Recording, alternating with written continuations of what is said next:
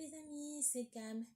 Et aujourd'hui, je vais faire une vidéo un peu plus intime et artistique où je partage avec vous un chapitre profond de ma vie et des moments de turbulence à tout semble perdu.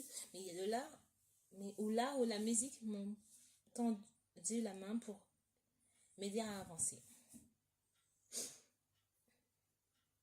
À travers mon récit, je vais vous allez découvrir comment l'expression artistique est devenue mon refuge et ma force et mon moyen de résilience. Donc, je vous emmène dans un voyage sincère, ponctuel de souvenirs émotionnels et de la création qui m'ont transformé mes douleurs en beauté. Si vous avez déjà traversé des périodes difficiles, j'espère que cette vidéo vous rappellera que la lumière existe même dans l'obscurité. Alors installez-vous confortablement et plongez dans cette histoire où la couleur, les sons et les mots deviennent une guérison.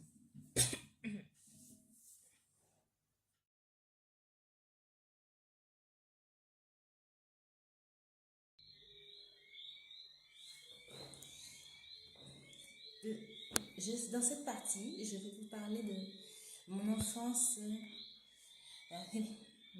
les premiers pas dans la découverte de mes passions.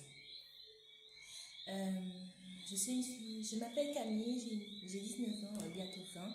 J'étais née aux Abymes et j'ai passé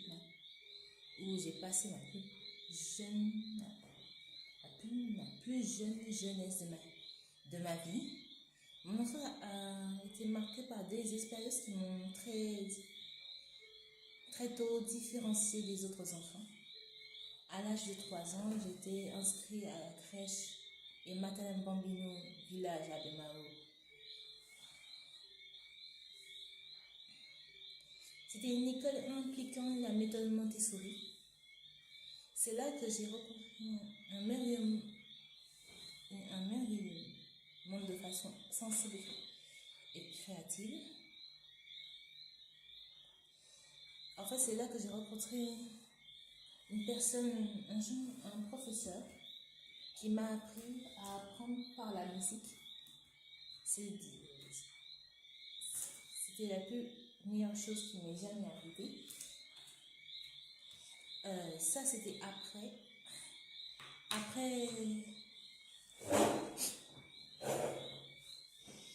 Par la suite, j'ai fréquenté l'école maternelle.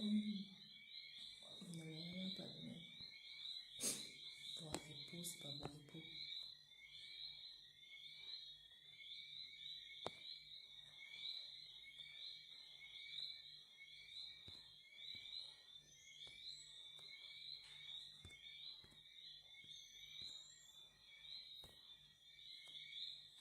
J'ai fréquenté.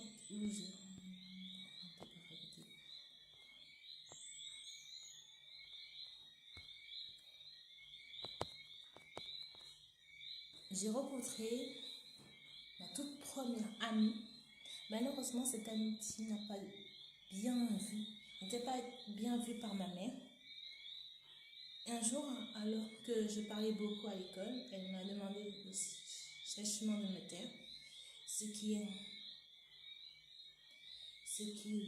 fait que je ne parle. Je me tue à partir de ce moment-là, ce qui fait que ça a pris du temps. Par la suite, ça a pris du temps pour que je puisse recommuniquer avec les gens. Ce moment m'a profondément marquée et ce qui fut l'un des premiers instants où je me suis sentie incomprise dans ma jeunesse. Plus tard,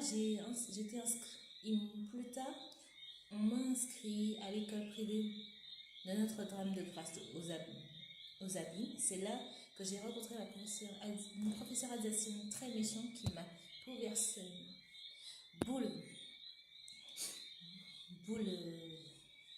c'est mon parcours scolaire et m'a enlevé mon premier intérêt unique pour les pulses.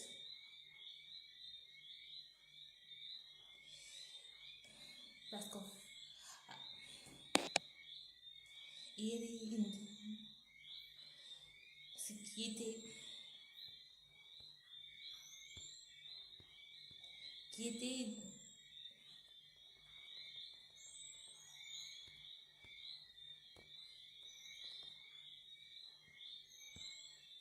ma toute première passion avant le chant et le dessin. À l'âge de 3 ans, je pouvais assembler des... C'était à la même période. Je pouvais assembler des pièces de 50 à 120 pièces, en commençant non pas par les bords, mais comme l'enseignant souvent, enseignait souvent, mais par les milieux et les coins. Ce qui étonnait mes parents et les enseignants. Cependant, cette manière de faire cette manière différente de faire n'a pas été bien accueillie par cette professeure, ce qui a bouleversé mon parcours, bouleversé ma vie quotidienne et ma vie scolaire de manière brutale et inattendue.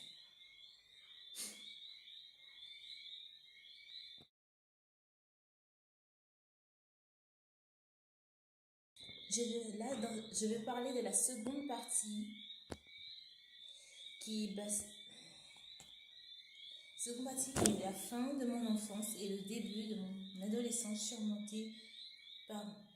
adolescence c'est surmonter les épreuves et développer mes passions. À partir de mes 7 ans, les premiers véritables obstacles sont apparus. Ma mère a dû m'amener consulter plusieurs spécialistes comme une psychomotricienne, une neuropsychologue, une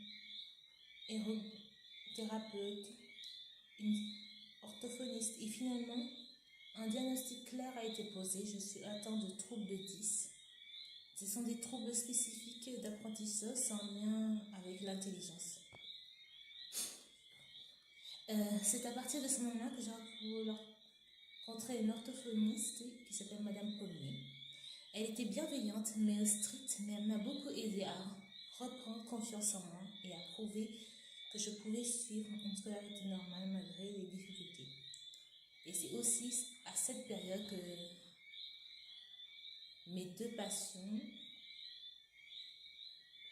j'ai découvert mes deux passions qui étaient déjà en moi. On commence.